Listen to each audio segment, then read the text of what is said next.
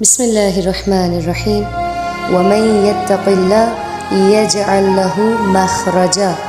پروردگار عالم قرآن مجید میں جو کہ بے عیب کتاب ہے، ہر نقص سے ہر کمی سے پاک کتاب ہے، اپنی انمول کتاب میں اللہ رب العزت اپنی عظمت کا بیان کرتے ہوئے بیان فرماتا ہے ومن یتق اللہ،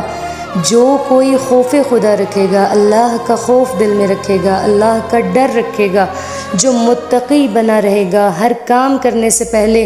اللہ کی ناراضگی کا سوچ کے وہ برائی سے بچ جائے گا۔ وَمَن يَتَّقِ اللَّهَ، پس جو خوف خدا اپنے دل میں رکھ کے برائی سے بچتا رہے گا، يَجْعَلْ لَهُ مَخْرَجًا، پس پروردگار عالم اس کے لیے ناممکنات کو ممکن بنا دے گا،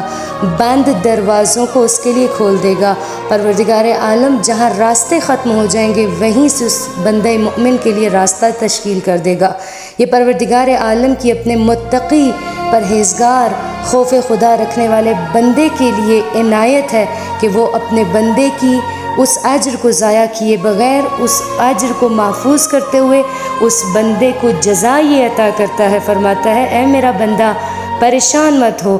گمراہی کے بعد اگر تو مجھے پکارے گا تو میں 70 ماہوں سے زیادہ مہربان ہو کے تجھے اپنی رحمت والی آغوش میں پناہ دوں گا اور تیرے گناہوں کو معاف فرما دوں گا اور تجھے گمراہیوں کی گھاٹی سے نکال کے نورانیت کی وادی میں لے آؤں گا۔ یجعل لہ مخرجا، میں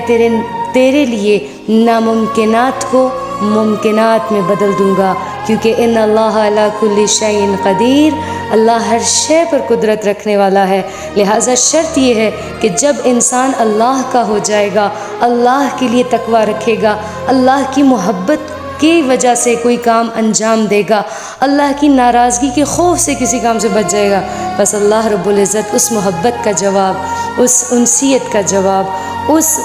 اللہ کی حدود کو قائم رکھنے کا ثواب یہ دے گا کہ اللہ تب اس بندے کا سہارا بنے گا جب کوئی اس کا سہارا نہیں رہے گا۔ اللہ اس وقت اس کا وارث بنے گا جس کا کوئی وارث نہیں ہوگا۔ اللہ اس وقت اس کا غمخوار ہوگا جس وقت اس کا کوئی غمخوار نہیں ہوگا۔ بہار قرآن، مؤمنین کی بہار۔